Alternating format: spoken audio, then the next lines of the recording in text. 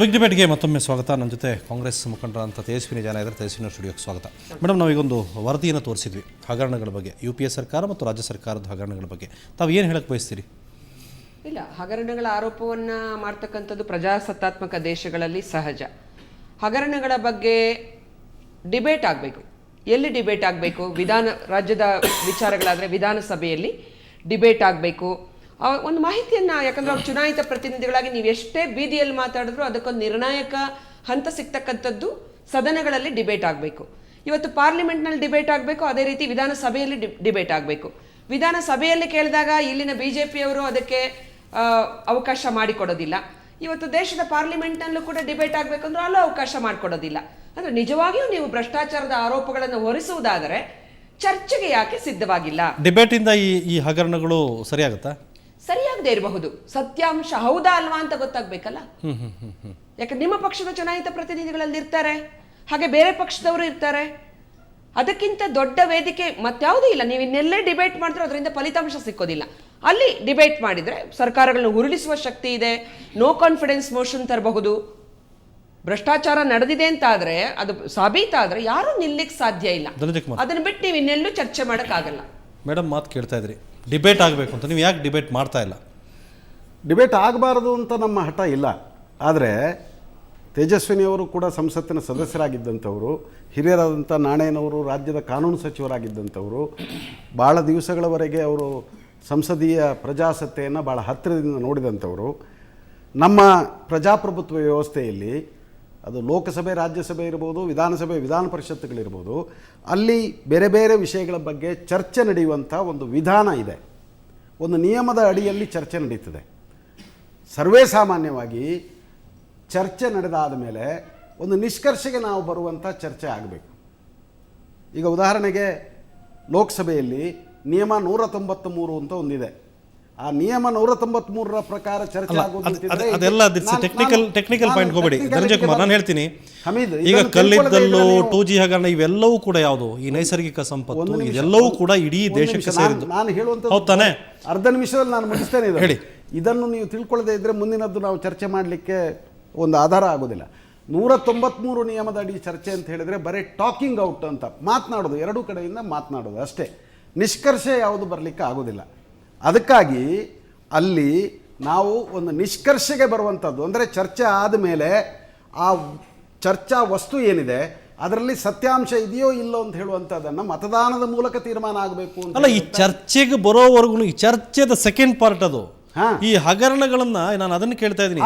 ನೋಡಿ, ನಿಮ್ಮ ಜನಸಾಮಾನ್ಯರು ಮಾಡಿ ಅಂತ ಯಾವ ನಿಯಮದಡಿ ಚರ್ಚೆ ಆಗ್ತದೆ ಅಲ್ಲ, ಈ ಚರ್ಚೆ ಇಷ್ಟೆಲ್ಲ ನೈಸರ್ಗಿಕ ಸಂಪತ್ತನ್ನು ತಿಂತಾ ಇದೀರಲ್ಲ, ನಿಮ್ಗೇನ್ ನೈತಿಕತೆ ಇಲ್ವಾ? ಈ ದೇಶ ಪ್ರೇಮಿಗಳಲ್ವಾ? ಈ ದೇಶ ವಾಸಿಗಳಲ್ವಾ ನೀವು? ಈ ದೇಶದ ಬಗ್ಗೆ ನಿಮಗೆ ಗೌರವ ಇಲ್ವಾ? ಖಂಡಿತ ಇದೆ. ಮತ್ತೆ ಯಾರಿಲ್ಲ ಅಂತ. ಹಾಗಾದ್ರೆ ಈ ಚರ್ಚೆಗೆ ಮೊದಲೇ ಇಷ್ಟೆಲ್ಲ ತಿಂದು ಲಕ್ಷ ಕೋಟಿಗಳಷ್ಟು ತಿಂದು ಚರ್ಚೆ ಮಾಡೋದು ಏನ್? ಚರ್ಚೆ ಮಾಡೋದು ರಾಷ್ಟ್ರದ ಜನಸಾಮಾನ್ಯರ ಸಂಪತ್ತು ಲೂಟಿಯಾಗಿದೆ ಅಂತ ಹೇಳುವಂತ ವಿಷಯವನ್ನ ನಾನು ಅದನ್ನ ಪ್ರಶ್ನೆ ಮಾಡ್ತಾ ಇರುವಂತದ್ದು ಯಾಕೆ ಹೇಳಿ? ರಾಷ್ಟ್ರದ ಹಿತಾಸಕ್ತಿಯನ್ನು ಕಾಪಾಡಬೇಕು ಅಂತ ಹೇಳಿ ತಾನೆ. ಹಾಗಾಗಿ ಚರ್ಚೆ ಮಾಡಬಾರದು ಅಂತ ಹೇಳುವಂಥ ಮುಂಡುವಾದ ನಮ್ದಿಲ್ಲ. ಆದರೆ ಚರ್ಚೆಯ ವಿಧಾನ ಯಾವುದು ಅಂತ ಹೇಳುವಂಥದ್ದನ್ನು ಕೂತು ಮಾತನಾಡುವಂಥ ವ್ಯವಧಾನ ಕೂಡ ನಿಮಗಿಲ್ಲ. ಪ್ರಧಾನಮಂತ್ರಿಯವರು, ನಾನು ಹಗುರವಾಗಿ ಮಾತಾಡ್ತಾ ಇಲ್ಲ, ನಾನು ಗಂಭೀರವಾಗಿ ಹೇಳ್ತಾ ಇದ್ದೇನೆ. ಪ್ರಧಾನಮಂತ್ರಿಯವರಿಗೆ ರಾಷ್ಟ್ರದ ಇಷ್ಟು ದೊಡ್ಡ ಸಂಪತ್ತು ಲೂಟಿ ಆಗ್ತಾ ಇದೆ, ರಾಷ್ಟ್ರದ ಅತ್ಯುನ್ನತವಾದಂಥ ಪ್ರಜಾಸತ್ತಾತ್ಮಕ ವೇದಿಕೆ ಲೋಕಸಭೆ, ರಾಜ್ಯಸಭೆ ಅಧಿವೇಶನ ನಡೀತಾ ಇದೆ, ಅವರಿಗೆ ಕಾಮನ್ವೆಲ್ತ್ ರಾಷ್ಟ್ರಗಳ ಒಕ್ಕೂಟದ ಸಭೆ ಅದು ಮುಖ್ಯ ಆಗ್ತದೆ. ಅವರು ದೇಶ ಬಿಟ್ಟು ಹೊರಗೆ ಹೋಗ್ತಾರೆ.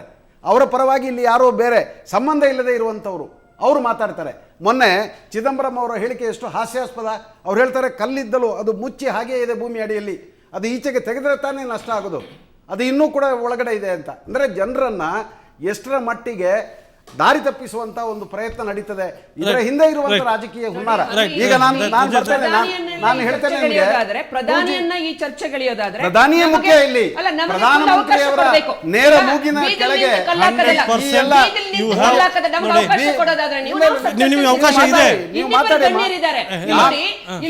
ಮಾತಾಡಿ, ನಾನು ಅಡ್ಡ ಬರೋದಿಲ್ಲ. ರೆಸ್ಪಾನ್ಸಿಬಿಲಿಟಿ ವಿತ್ ರೆಸ್ಪಾನ್ಸಿಬಿಲಿಟಿ ಮಾತಾಡಬೇಕು. ನಾನು ರೆಸ್ಪಾನ್ಸಿಬಿಲಿಟಿ ತಗೊಂಡೇ ಮಾತಾಡ್ತೇನೆ.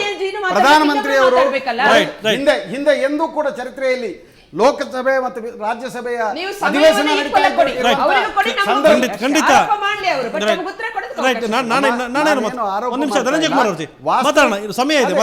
ವಾಸ್ತವಿಕತೆ ಇರುವಂತದನ್ನು ನಾನು ಹೇಳ್ತಾ ಇದ್ದೆ ಹೊರತಾಗಿ ನಾನು ಆರೋಪ ಅಂತ ಮಾಡ್ತಾ ಇಲ್ಲ. ಹಿಂದೆ ಎಂದೂ ಕೂಡ ನೀವು ಚರಿತ್ರೆ ತೆಗೆದು ನೋಡಿ, ಲೋಕಸಭೆ ರಾಜ್ಯಸಭೆ ಅಧಿವೇಶನ ನಡೀತಾ ಇರುವಂತಹ ಸಂದರ್ಭದಲ್ಲಿ ಪ್ರಧಾನಮಂತ್ರಿಯವರು ದೇಶ ಬಿಟ್ಟು ವಿದೇಶ ಪ್ರವಾಸ ನಾನು ಹೇಳುದು ಯಾಕೆ ಇದನ್ನು ಮಾತನ್ನು ಹೇಳಿದೆ ಅಂತ ಹೇಳಿದ್ರೆ, ಎಷ್ಟು ಹಗುರವಾಗಿ ನೀವು ಈ ಒಂದು ಪ್ರಕರಣವನ್ನ ಕಾಣ್ತಾ ಇದ್ದೀರಿ. ಈಗ ಆಳುವ ಪ್ರತಿಪಕ್ಷದವರು ಅಧಿವೇಶನ ನಡೆಯಲಿಕ್ಕೆ ಬಿಡ್ತಾ ಇಲ್ಲ, ಚರ್ಚೆಗೆ ಆಸ್ಪದ ಕೊಡೋದಿಲ್ಲ ಅಂತ ಹೇಳಿ ಆ ರೀತಿಯ ಒಂದು ಆರೋಪವನ್ನ ಮಾಡಿ ದೇಶದ ದೃಷ್ಟಿಯಿಂದ ಯಾವ್ದು ಮಾಡಬೇಕು ಯಾವ್ದು ಮಾಡಬಾರ್ದು ಅಂತ ಹೇಳುವಂತ ಹಕ್ಕು ಈ ದೇಶದ ಸರ್ಕಾರಕ್ಕೆ ಅವರು ವಹಿಸ್ತಾ ಇದ್ದಾರೆ. ಪ್ರಧಾನಿ ಸೀನಿಯರ್ ಪೊಲಿಟಿಷಿಯನ್ ಇದ್ದಾರೆ. ಆಳುವ ಸರ್ಕಾರಗಳು ಅಧಿಕಾರಕ್ಕೆ ಬಂದಾಗ ಈ ರೀತಿ ಆರೋಪಗಳು ಟೀಕೆಗಳೇನು ಹೊಸ್ತಲ್ಲ, ಹಗರಣಗಳು ಈಗೇನು ಹೊಸ್ತು ಅಲ್ಲ. ಇದು ಈ ದೇಶಕ್ಕೆ ಸ್ವಾತಂತ್ರ್ಯ ಬಂದು ಮೊದಲ ಸರ್ಕಾರ ಬಂದ ಅಂದಿನಿಂದಲೂ ಕೂಡ ಆರೋಪ ಹಗರಣಗಳಿದೆ. ಆದರೆ ಆಗಿನ ಕಾಲಕ್ಕೆ ರಾಜಕೀಯ ಪಕ್ಷಗಳು ಮತ್ತು ರಾಜಕಾರಣಿಗಳು ನಡ್ಕೋತಾ ಇದ್ದ ರೀತಿ ಮತ್ತು ಈಗಿನ ಸ್ಥಿತಿಗತಿಗಳ ಬಗ್ಗೆ ಗಮನಿಸ್ತಾ ಇದ್ದೀವಿ ನಾವು. ಇದನ್ನು ನಾನು ಕೇಳ್ತಾ ಇದ್ದೀನಿ. ಲಕ್ಷ ಲಕ್ಷ ಕೋಟಿಗಳ ದೊಡ್ಡ ಹಗರಣ ಮಾಡಿ ಚರ್ಚೆ ಮಾಡಬೇಕು, 9ರಲ್ಲಿ ಮಾಡಿ 10ರಲ್ಲಿ ಮಾಡಿ, ಅದು doesn't matter for A common man. ನೀವು 25ರಲ್ಲ ಮಾಡಿ 193ರಲ್ಲ ಮಾಡಿ, ಇದನ್ನು ತಿಂದಿದ್ದು ಯಾಕೆ ಅಂತ ಕೇಳ್ತಾ ಇದ್ದೀವಿ ನಾವು. ನಾನೇನವ್ರೆ, ಪ್ರಧಾನಮಂತ್ರಿಯವರು ಒಂದು ಹೇಳಿಕೆ ಕೊಟ್ಟಿದ್ದಾರೆ, ಮುಗಿಸ್ಬಿಡ್ಲಿ. ನೇರವಾಗಿ ಅವರ ಜವಾಬ್ದಾರಿ ಇರುವಂತ ನಾನೇನವ್ರೆ ಮಾತಾಡಿದಾರ ಒಂದು ಶಬ್ದ. ಎರಡೂ ಕಡೆ ಹೇಳ್ತಾ ಇದ್ದೀನಿ ನಾನು, ರಾಜ್ಯ ಮತ್ತು ಕೇಂದ್ರ ಎರಡನ್ನೂ. ಹಮೀದ್ರವರೇ, ನೀವು ನಮ್ಮನ್ನು ಚರ್ಚೆಗೆ ಕರೆದಿದ್ದೀರಿ. ನಾವು ಕಾಂಗ್ರೆಸ್ ಪಕ್ಷ, ನಾನು JDS, ಅವ್ರು BJP, ಇವರು ABVP ಅಂತ ಹೇಳಿ ಬಹುಶಃ ನಾವು ಪಾಲು ಹಾಕ್ಕೊಳ್ಬೇಕಾದ ಅವಶ್ಯಕತೆ ಇಲ್ಲ. ಕದ್ದಿರ್ತಕ್ಕಂಥ ಚರ್ಚೆ ದೇಶದ ಸಂಪತ್ತು ಲೂಟಿ ಆಗಿದೆ, ರಾಜ್ಯದ ಸಂಪತ್ತು ಲೂಟಿ ಆಗಿದೆ. ಈ ಲೂಟಿಗೆ ಕಾರಣ ರಾಜಕಾರಣಿಗಳು, ಅಧಿಕಾರಿಗಳು, ಅದರ ಜೊತೆಯಲ್ಲೇ ದೇಶವನ್ನು ನಡೆಸ್ತಾ ಇರ್ತಕ್ಕಂಥ ಈ ಅಧಿಕಾರಶಾಹಿಗಳು ಮತ್ತು ಉದ್ಯಮಿಗಳು ಎಲ್ಲರೂ ಸೇರಿ ಈ ದೇಶವನ್ನು, ಈ ದೇಶದ ಸಂಪತ್ತನ್ನು ಲೂಟಿ ಮಾಡ್ತಾ ಇರ್ತಕ್ಕಂಥ ಇದು ಹೊಸದೇನಿಲ್ಲ, ಇವತ್ತು ನೆನೆದಲ್ಲ ಅಂತ ನಮಗೆಲ್ಲರಿಗೂ ಗೊತ್ತಿದೆ. ಆದರೆ ಹಿಂದೆಯೂ ಕೂಡ ಭ್ರಷ್ಟಾಚಾರ ನಡೀತಾ ಇತ್ತು. ಆದರೆ ಇತ್ತೀಚಿನ ವರ್ಷಗಳಲ್ಲಿ ಏನಿದೆ ನಿಸರ್ಗ ಸಂಪತ್ತಿದೆಯಲ್ಲ, ಈ ನಿಸರ್ಗ ಸಂಪತ್ತು ಇಷ್ಟು ದೊಡ್ಡ ಪ್ರಮಾಣದಲ್ಲಿ ಅದಕ್ಕೆ ಬೆಲೆ ಬರಲಿ ಇರ್ತಕ್ಕಂಥ ಪರಿಸ್ಥಿತಿ ನಿರ್ಮಾಣ ಆಗಿರ್ತಕ್ಕಂಥದ್ದು ನಾನು ಹೇಳ್ತೀನಿ 1992 ಅಂತ ನೀವು ತೆಗೆದುಕೊಂಡ್ರೆ 2002ರಿಂದ ನಡೀತು. ಆದರೆ ಒಂದು ಹಿಂದೆಯೂ ಭ್ರಷ್ಟಾಚಾರ ಇರಲಿಲ್ಲ ಅಂತ ಹೇಳ್ತಾ ಇರ್ತಕ್ಕಂಥದ್ದನ್ನು ನಾನೇನು ಒಪ್ಪೋದಿಲ್ಲ. ಭ್ರಷ್ಟಾಚಾರ ಇತ್ತು. ಆದರೆ ರಾಜಕಾರಣಿಗಳು ಭ್ರಷ್ಟರಾಗಿದ್ದರೆ, ಅಧಿಕಾರಿಗಳು ಭ್ರಷ್ಟರಾಗಿದ್ದರೆ, ಬಹುಶಃ ಎಲ್ಲಾದರೂ ಇವನೊಬ್ಬ ಭ್ರಷ್ಟ ಒಬ್ಬ ರಾಜಕಾರಣಿ ಆಗಿದ್ದಾನೆ, ಒಬ್ಬ ಭ್ರಷ್ಟ ಮುಖ್ಯಮಂತ್ರಿ ಇದ್ದಾನೆ, ಒಬ್ಬ ಭ್ರಷ್ಟ ಪ್ರಧಾನಿ ಇದ್ದಾನೆ, ಒಬ್ಬ ಭ್ರಷ್ಟ ಶಾಸಕನಿದ್ದ ಅಂದ್ಕೊಂಡಾಗ ಎಲ್ಲರೂ ಸಾರ್ವಜನಿಕರ ಅಭಿಪ್ರಾಯಕ್ಕೆ ತಲೆಬಾಗ್ಲಿಕ್ಕಿರ್ತಕ್ಕಂಥ ಪರಿಸ್ಥಿತಿ ನಿರ್ಮಾಣ ಮಾಡಿ ಕದ್ದು ಮುಚ್ಚಿ ಜನರ ಮುಂದೆ ಹೋಗ್ಲಿಕ್ಕಿರ್ತಕ್ಕಂಥ ಪರಿಸ್ಥಿತಿ ನಿರ್ಮಾಣ ಆಗ್ತಾ ಇರ್ತಕ್ಕಂಥ ಪರಿಸ್ಥಿತಿ ಒಂದು ಕಾಲದಲ್ಲಿ ಇತ್ತು. ಈಗ ಅದು ಯಾವುದೂ ಇಲ್ಲ. ಈಗ ಭ್ರಷ್ಟಾಚಾರ ಅಂತ ಹೇಳ್ತಾ ಇರ್ತಕ್ಕಂಥದ್ದು ಇವತ್ತು ನನ್ನ ಹಕ್ಕು. ನಾನು ಇವತ್ತು ಅಧಿಕಾರದಲ್ಲಿದ್ದೀನಿ. ಅಧಿಕಾರದಲ್ಲಿದ್ದಾಗ ನನ್ನ 5 ವರ್ಷದಲ್ಲಿ ನಾನು ಎಷ್ಟು ಹಣವನ್ನು ಸಂಪಾದನೆ ಮಾಡಬೇಕು, ಆ ಹಣವನ್ನು ಮುಂದಿನ 5 ವರ್ಷದಲ್ಲಿ ಚುನಾವಣೆಗೆ ಬಂದಾಗ ನಾನು ಎಷ್ಟು ಹಣವನ್ನು ಅದಕ್ಕೆ ಖರ್ಚು ಮಾಡಿ ಪುನಃ ಗೆದ್ದು ಬರಬೇಕು ಅಂತ ಹೇಳ್ತಾ ಇರ್ತಕ್ಕಂಥದ್ದೇ ಪ್ರಥಮವಾಗಿರ್ತಕ್ಕಂಥ ಆದ್ಯತೆ. ದೇಶದ ಉದ್ದಗಲಕ್ಕೂ ಇರ್ತಾ ಇರ್ತಕ್ಕಂಥದ್ದು. ಇದನ್ನು ನಾನು BJP, ಕಾಂಗ್ರೆಸ್ಸು ಮತ್ತು ಜನತಾ ದಳ ಅಂತ ಹೇಳ್ತಾ ಇರ್ತಕ್ಕಂಥ ಪಾಲಾಕ್ಲಿಕ್ಕೆ ಹೋಗೋದಿಲ್ಲ. ಆದರೆ ಇವತ್ತು ನೀವು ಎತ್ತಿರ್ತಕ್ಕಂಥ ವಿಚಾರ, ಇವತ್ತು ಸಂಸತ್ನಲ್ಲಿ ನಾನು ಹೇಳ್ತೇನೆ 16, 3-4-5 ಹಗರಣಗಳನ್ನು ತಾವು ಎತ್ತಿದಿರಿ, ರಾಜ್ಯದ ಹಗರಣಗಳನ್ನು ಎತ್ತಿದಿರಿ. ನಾನು ಹೇಳ್ತಾ ಇದ್ದೀನಿ, ಈ ರಾಜ್ಯದ ಹಗರಣಗಳು ಮತ್ತು ರಾಷ್ಟ್ರದ ಹಗರಣಗಳು ನಾವು ಚರ್ಚೆ ಮಾಡಬೇಕಾಗಿರ್ತಕ್ಕಂಥ ಸ್ಥಳ ಯಾವುದು?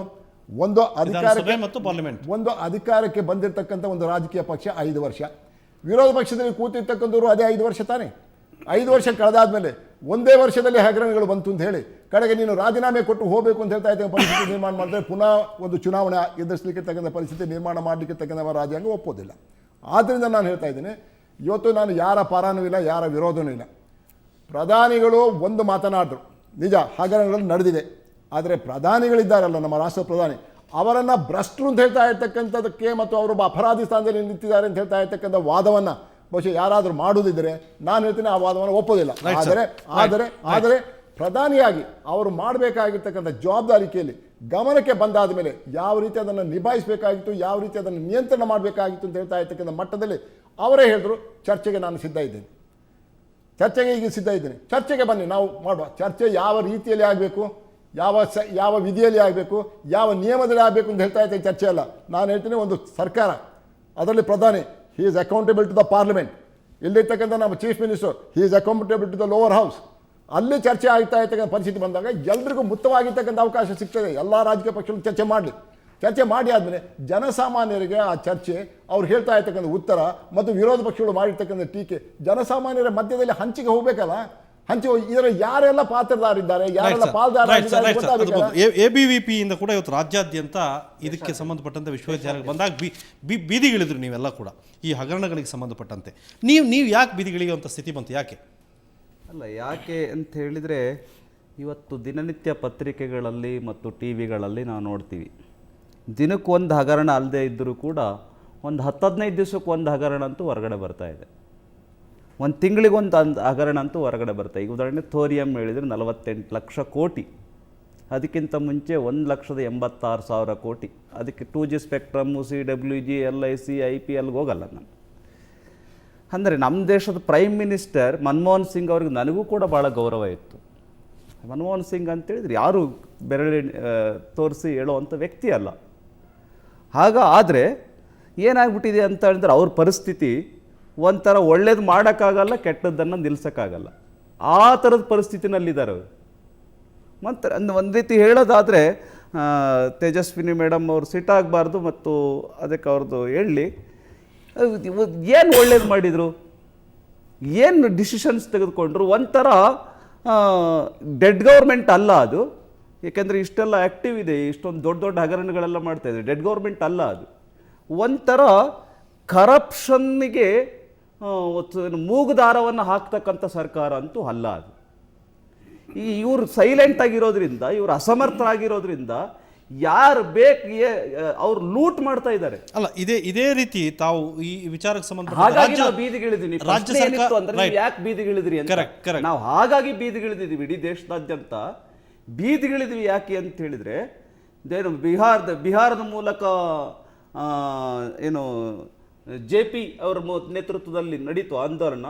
ಆ ಥರದ ಒಂದು ಆಂದೋಲನ ಅಗತ್ಯ ಇದೆ. ಇದನ್ನು ವಿದ್ಯಾರ್ಥಿ ಪರಿಷತ್ ಇನ್ನು ಮುಂದೆ ವಿದ್ಯಾರ್ಥಿಗಳು ಒಕ್ಕೂಟ ರಾಜ್ಯ ಸರ್ಕಾರದ ವಿರುದ್ಧನೂ ಕೂಡ ಇದೇ ಪ್ರತಿಭಟನೆ ಮಾಡಿದ್ದೀವಿ. ಫಾರ್ ಎಕ್ಸಾಂಪಲ್, ಗಣಿ ಹಗರಣ ಆದಂಥ ಸಂದರ್ಭದಲ್ಲಿ ನಾವು ಮಾಡಿದ್ದೀವಿ ಹೋರಾಟ. ಸಂತೋಷ್ ಹೆಗಡೆ ಅವರದ್ದು ಇದನ್ನ ಜಾರಿಗೆ ತನ್ನಿ ಅಂತ ಮಾಡಿದ್ದೀವಿ ನಾವು ಹೋರಾಟ. ಪತ್ರಿಕೆನಲ್ಲಿ ಬಂದಿದೆ, ಕರಪತ್ರದಲ್ಲಿ ನಾನು ತೋರಿಸ್ತೀನಿ ನೋಡಿ. ಕರ್ನಾಟಕದ್ದು ತೋರಿಸ್ತೀನಿ ನಾನು. ನಮ್ಮ ಕರಪತ್ರ ಹೋರಾಟ ನಾವು ಮಾಡಿದ್ದೀವಿ. ಆದರೆ ಎಲ್ಲಿ ಕೇಂದ್ರ ಸರ್ಕಾರದ ವಿರುದ್ಧ ಎಷ್ಟು ಈಗ ನಾವು ಮಾಡಿದ್ದೀವಿ ಅಷ್ಟು ಮಾಡಿಲ್ಲ. ಯಾಕೆ ಅಂತ ಹೇಳಿದ್ರೆ, ನೀವೇ ಆಗಲೇ ಹೇಳಿದ್ರಿ, ಇಲ್ಲಿ 1000 ಕೋಟಿ ರೂಪಾಯಿ ಹಗರಣ ನಡೆದಿದೆ, ಅಲ್ಲಿ ಲಕ್ಷಾಂತರ ಕೋಟಿ ಹಗರಣ ನಡೆದಿದೆ. ಸೊ ಹಾಗಾಗಿ ನಮ್ಮ ದೇಶನ ಉಳಿಸಬೇಕಾಗಿದೆ. ಮನಮೋಹನ್ ಸಿಂಗ್ ಅವ್ರ ಕಡೆಯಿಂದ ಅಂತೂ ಈ ಸಂದರ್ಭದಲ್ಲಿ ಡಿಸಿಷನ್ ಮಾಡುವಂಥ ಪರಿಸ್ಥಿತಿನಲ್ಲಿ ಅವರಿಲ್ಲ. ನಾನು ಹೇಳ್ತೀನಿ ನಿಮಗೆ, ಭಾಳ ಪಾಪ ಅವ್ರದ್ದು ಎಂಥ ಪರಿಸ್ಥಿತಿ ಅಂತ ಹೇಳಿದ್ರೆ, ಆ ಪಾರ್ಲಿಮೆಂಟ್ನಲ್ಲಿ ಇಷ್ಟೊಂದು ದೊಡ್ಡ ಗದ್ದಲ ಆಗ್ತಾ ಇದ್ದಾರೆ ಮನಮೋಹನ್ ಸಿಂಗ್ ಅವ್ರ ವಿರುದ್ಧ ರಕ್ಷಣೆ ಮಾಡೋದಕ್ಕೋಸ್ಕರ ಸೋನಿಯಾ ಗಾಂಧಿ ಅವರು ಎದ್ದು ನಿಂತು ಮಾತಾಡ್ರಿ ಅಂತ ಹೇಳ್ಬೇಕಾಯ್ತು ಪರಿಸ್ಥಿತಿ. ಇದ್ರ ಬಗ್ಗೆ ತೇಜಸ್ವಿನಿ ಅವರಿದ್ರೆ ಮಾತಾಡೋಣ, ಇನ್ನಷ್ಟು ಚರ್ಚೆ ಮಾಡ್ತೀನಿ ನಿಮ್ಮ ಮುಂದೆ. ಈ ಸ್ಥಿತಿ ಯಾಕೆ ಬಂತು ನಮ್ಮ ದೇಶಕ್ಕೆ ಅನ್ನೋದು ಕೂಡ ವೆರಿ ಇಂಪಾರ್ಟೆಂಟ್. ಇದ್ರ ಬಗ್ಗೆ ಮಾತಾಡ್ತೀನಿ. ಅದಕ್ಕೆ ಮೊದಲು ಒಂದು ಚಿಕ್ಕ ಬ್ರೇಕ್.